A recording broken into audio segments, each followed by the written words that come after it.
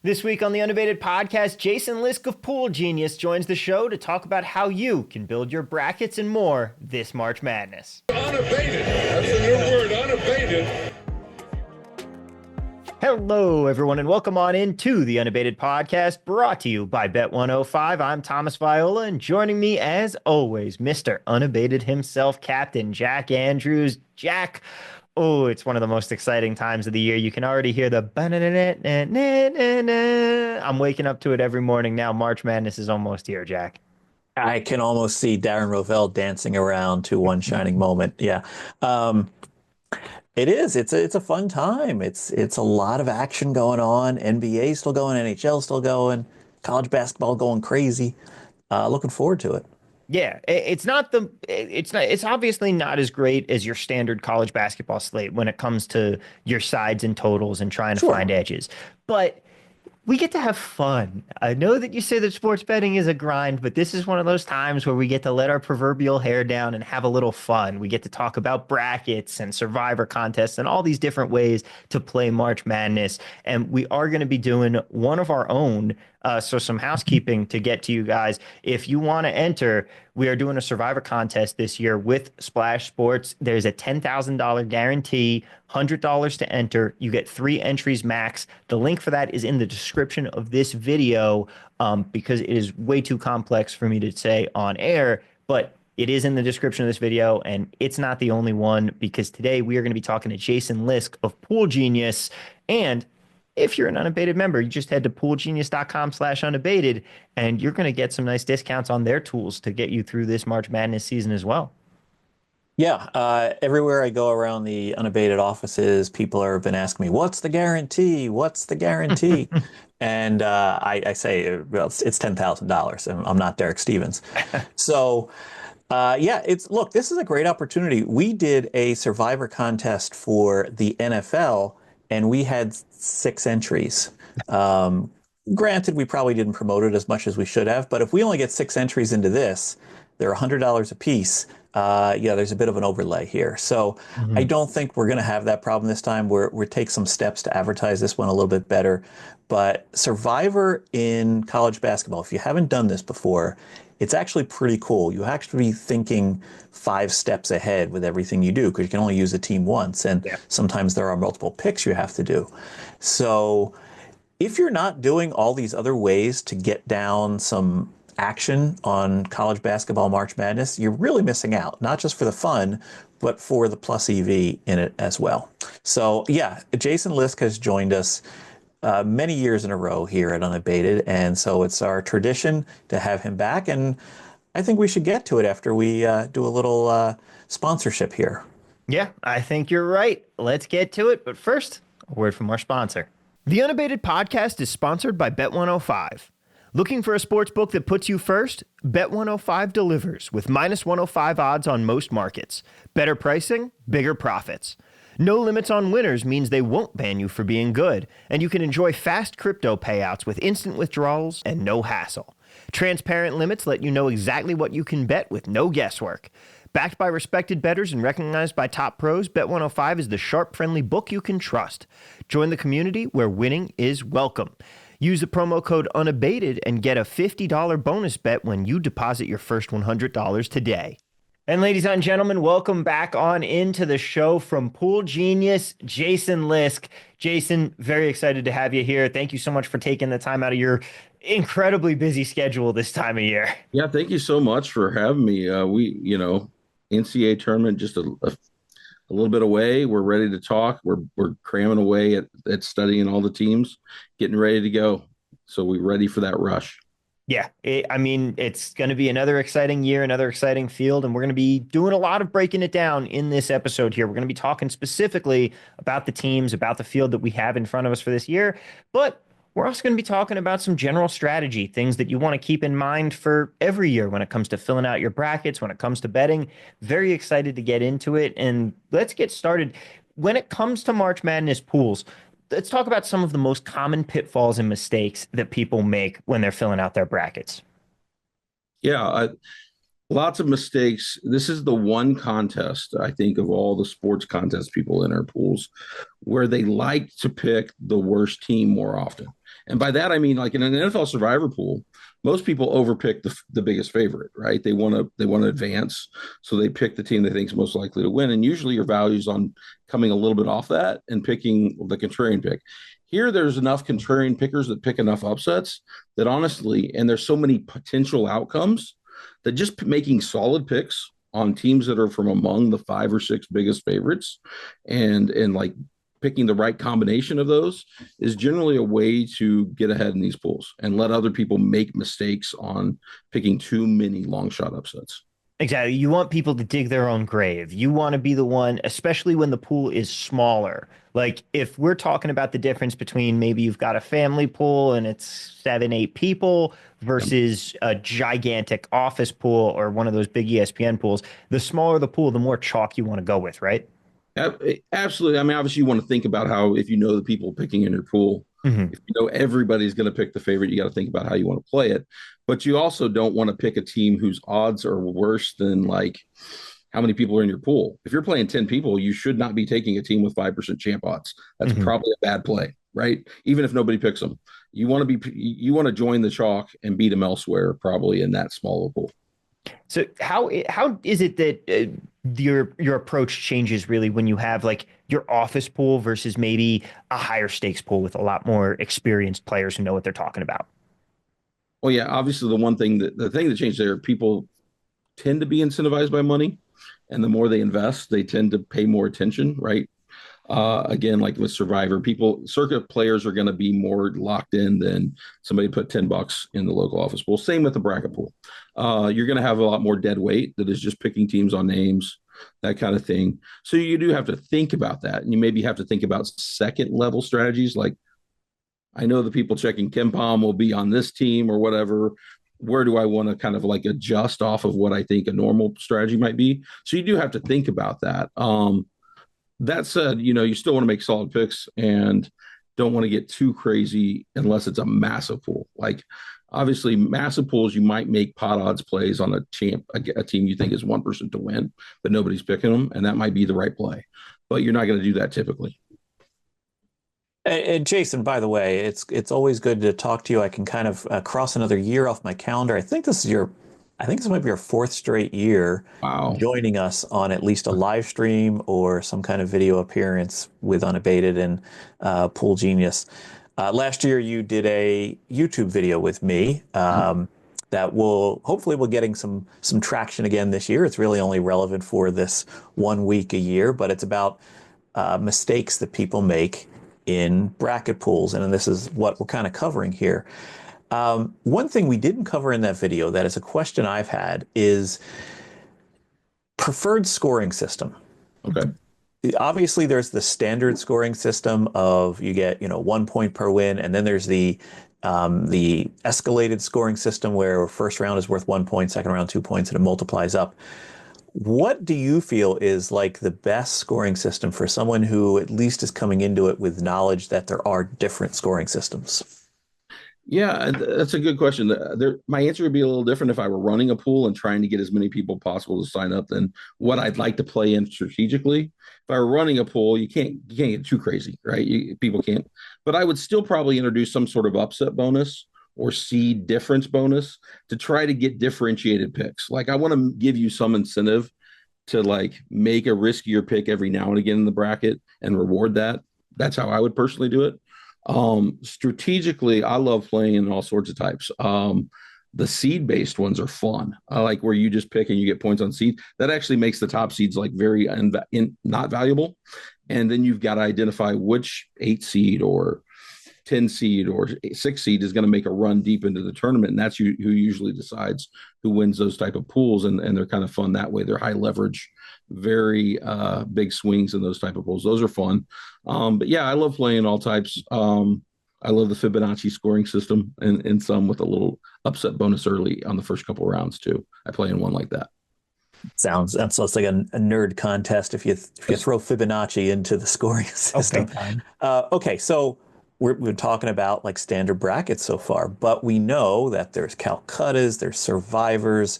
For those of us that might be new to this, you have a site that helps people with a lot of these survivor tools, Calcutta tools, PoolGenius. Now, Yep. PoolGenius.com, what are some of the tools people can use on that site that may introduce them to contests that maybe they wouldn't have been wanting to play without the right type of tools in their corner?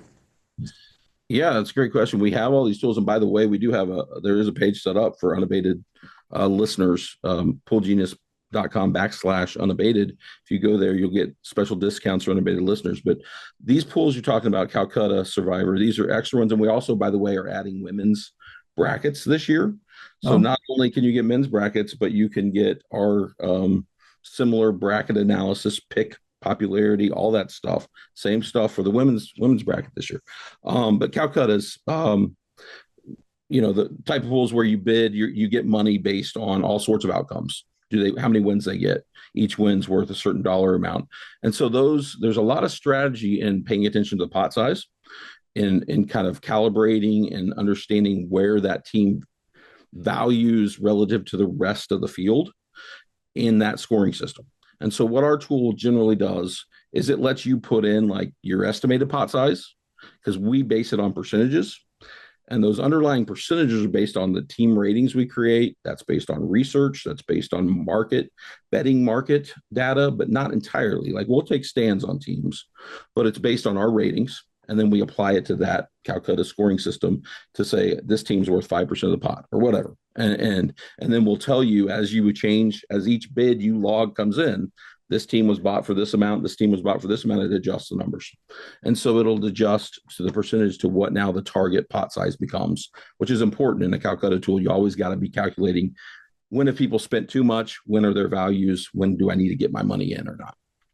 Calcuttas are one of my favorite ways to play, just because there is that extra head game. There is so much more to it when it comes to the layers than just filling out your bracket.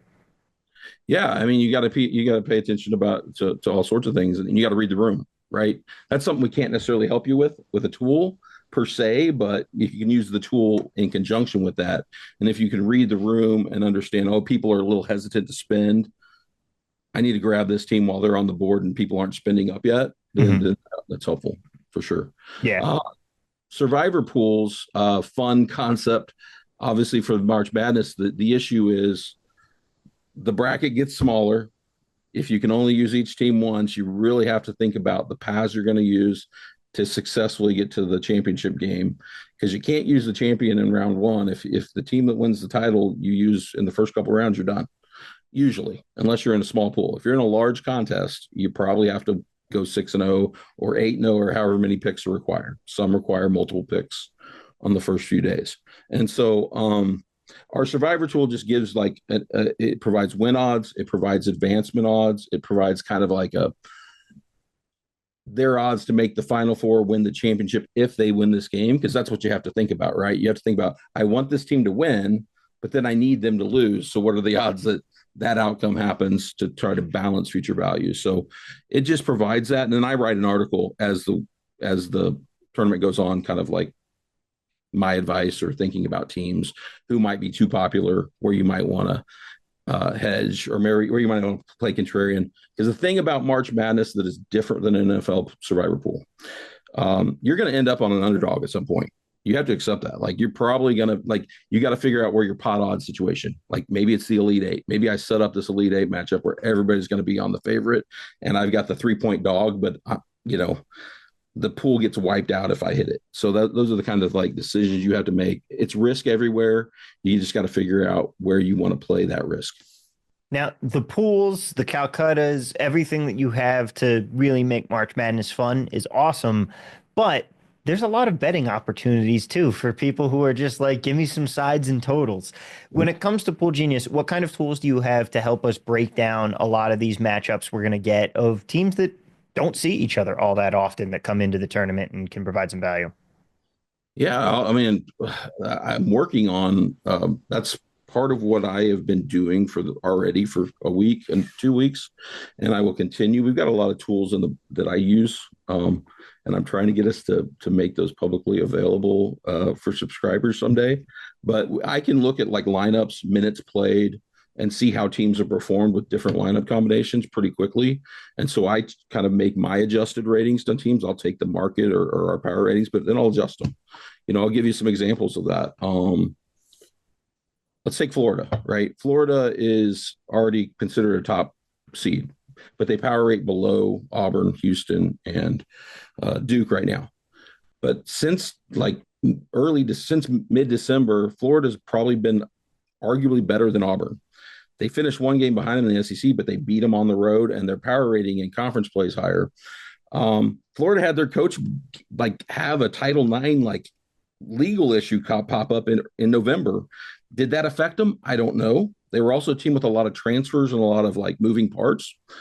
That team, though, if you take out the first stretch of games, looks like just as good as those top teams. So I'm going to have an adjustment. I think the betting market has, because their odds are starting to drop for the SEC tournament, on how good we think Florida is. I think they're a deep team that has gotten better. That's one example. Other examples might be this team has injuries now, and we're going to adjust them down based on that. That would be another example. And so I'm doing all that work.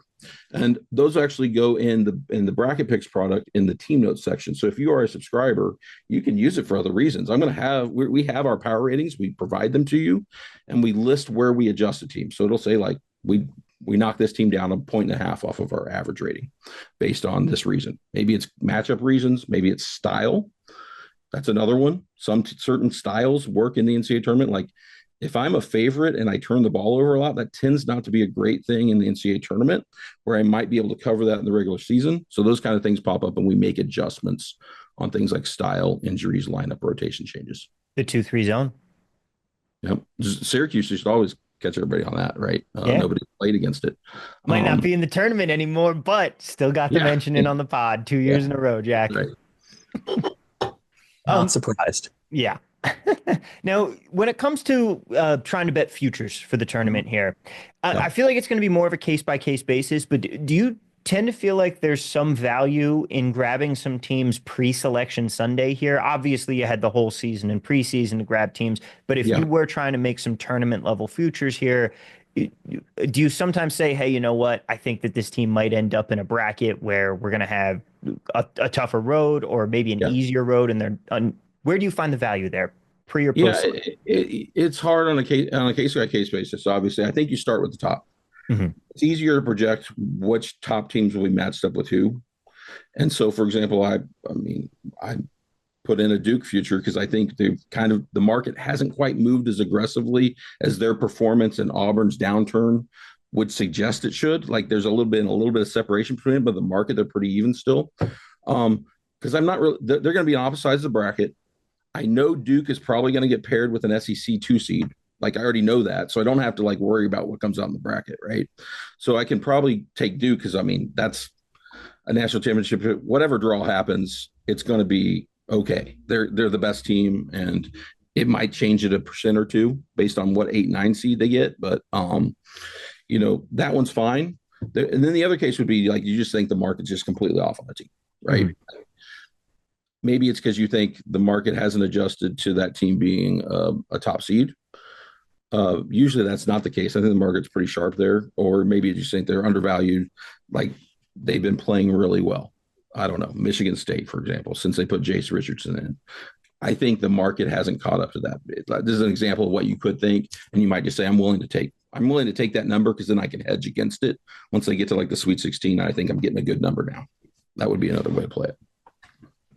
So this year's tournament, I remember last year when we spoke, we were talking about that it was a wide open tournament. There was probably multiple consensus favorites, but not real one clear favorite. Is it the same this year? Well, yeah. Here's what I think about this year. It's a little different. It depends on your view of Duke, right? Duke has probably the deepest, the tallest. They're a young team, but they also have some veterans. And they're emerging. I think part of the reason the market may not be reacting as strongly, they're playing the ACC. The ACC did not grade well. And so people are probably just they're dominating the ACC, but, let's see what happens in the tournament. Because I see a pretty clear separation. Not that the others aren't contenders, but the Duke should be the favorite, 25 to 30% favorite instead of 20% or whatever, close to the pack. Because I think it's unlikely they lose before the Elite Eight. Like it's going to take a really good team to beat Duke.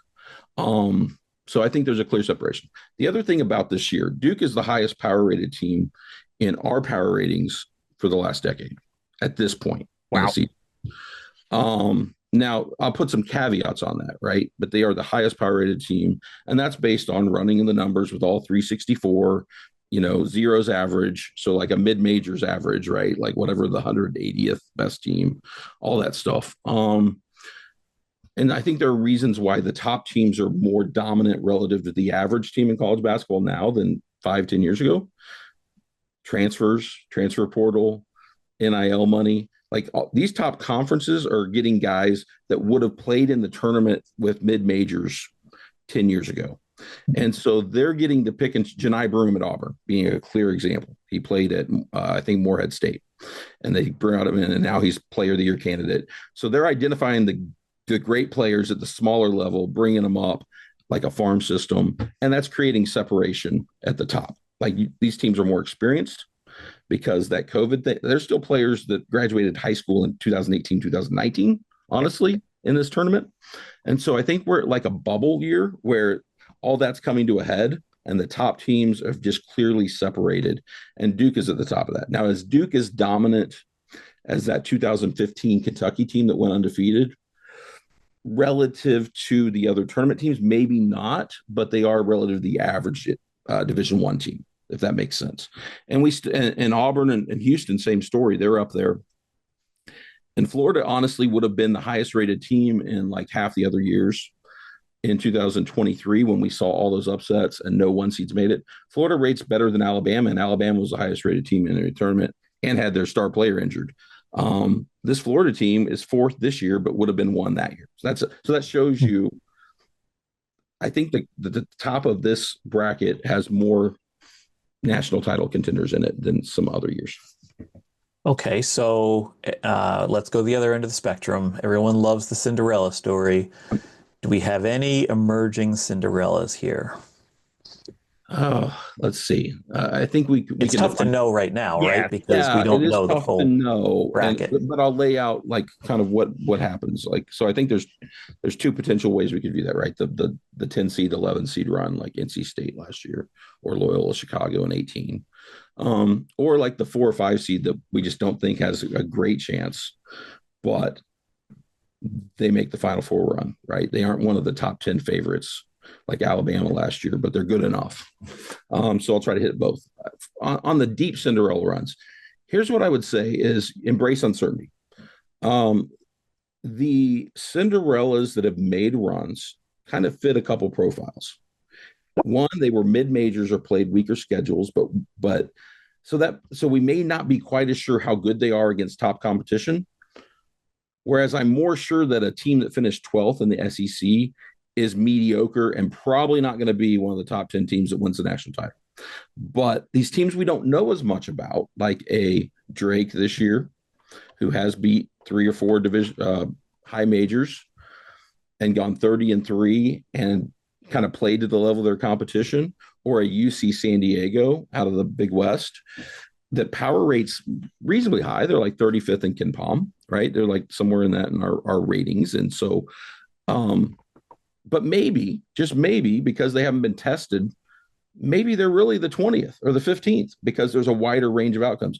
And we've seen that. We've seen mid-majors, Wichita State, Loyola Chicago, VCU. Yeah, you can go down the list. Florida Atlantic, just a few years ago. Those type of teams make runs, not like the teams that went 8-10 in the best conference in the country. Those teams prove they can lose to the best teams and occasionally beat one every now and again. But they aren't like, you're pretty sure how good they are. The other type of team that has gone on runs is teams that maybe we thought that conference was weaker, but we're basing that on November and December. And so like last year, NC State and Duke and the ACC did well. I think 21, UCLA went to the Final Four, Oregon State to the Elite Eight out of the Pac-12, and it was viewed as the worst conference of the power conferences. So we're making judgments on a small sample of games 3 months ago. Like the SEC dominated this year. The SEC is probably the oldest conference.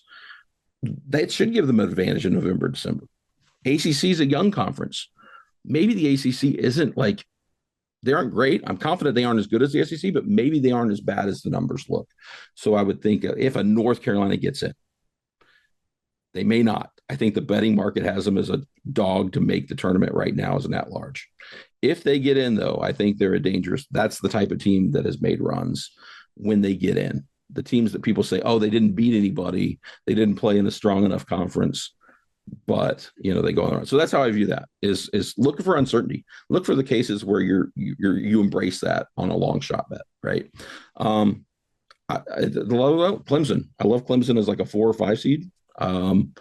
They beat Duke. They changed their rotation. They took out their most inefficient player right before they beat Duke, and they've been rolling. And they're 25-5. It's not like they're bad. And they were in the Elite Eight last year. That's a good veteran team that people are probably discounting a little bit, but from the ACC, that would be one. And then I'm trying to think of another. Maryland, I like out of the Big Ten. I just think lots of size. Also going to be out of the 4 or 5 range probably, unless they go on a run to end the Big Ten tournament and move up. But I think they'll be in that range. That could be a team I could see beating somebody and making a run to the Final Four as well. When it comes to these conferences, you mentioned being a little bit, obviously being high on the SEC this year for sure, a little bit low on the ACC.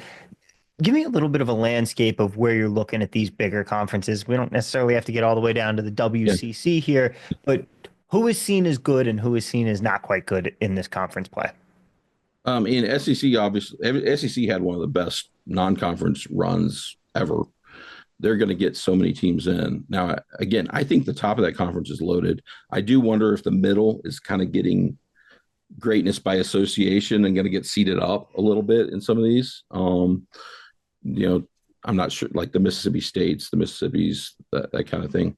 But I do think like Auburn, Florida are really good. Alabama, if they play defense, really good. ACC struggled, but Duke, Clemson, and Louisville are legit. And I think it's just a matter of the bottom of that conference has been really bad this year. Yeah. Big 12, I wonder if some of those teams, I think there's a range in the Big 12. Some of those teams have had injury impacts, Texas Tech, Iowa State. So Houston has rolled. And I worry about some teams like Kansas, but BYU's rolling. So there's lots of good teams out there. And then the Big 10, I think, has so many question marks of potential teams that could be good. Michigan State, Maryland. Michigan has kind of gone in the tank lately, but there's lots of good teams in the Big 10. The Big East is the other one that is kind of down there with the ACC. People don't have as much respect for it, but UConn's still lurking there and probably going to be an 8 seed in this tournament. And, if that conference is, again, basing it off of 3 months ago, if that conference is better now, then those teams are going to be undervalued. Remember a couple of years ago, was it like, I feel like it was the Big Ten that got 1 million teams into the tournament and they were all out by weekend 2. And that's how I actually did some research on that. Yes. That happens a lot. Yeah. Whoever the top conference is that gets all the teams, that's what when I say greatness by association, some of those teams are getting boosted up because they just get to play 15 games against top competition and occasionally win one. I did some research on like how teams performed against the spread in round 1 versus how many, quote, big wins they had against top 50 teams or whatever the committee uses, quad 1 wins. The teams with fewer quad 1 wins or top wins perform better against the spread than the teams with big ones once you control for seed, which tells you that the committee's probably overseeding some teams from these conferences that are supposed to be the best and providing value on the teams. Again, embrace uncertainty. You're almost like, I'm embracing the fact that this team may not be as bad as we thought. Mm-hmm. Whatever the power ratings say, we may be basing it off of November results that are determining that. Now, when it comes to teams getting maybe overseeded based on their conference play and based on the prestige of their conference this year, do you think that could be opening us up to a much less chalky tournament? Do you think we could see a lot of upsets coming in those middle games, like I think 5, 12, things like that? Them in those 5-6 games. Yes, I do. I don't think I think this is going to be toward the chalky end. Upsets can happen, mm-hmm. but I would be surprised if one of these top 5 or 6 teams didn't win the national title and that the Final Four didn't have 2 or 3 of them. Mm-hmm. But I could see these 5 and 6 seeds from the Big Ten like an Oregon or UCLA losing, or like an Ole Miss, or like, Texas A&M, highly inconsistent team, great on the boards, but can struggle to shoot at times. Teams like that, I could see getting knocked out in a big upset. So yeah, I think you could see that in the middle of the bracket for sure. All right. Last question for you.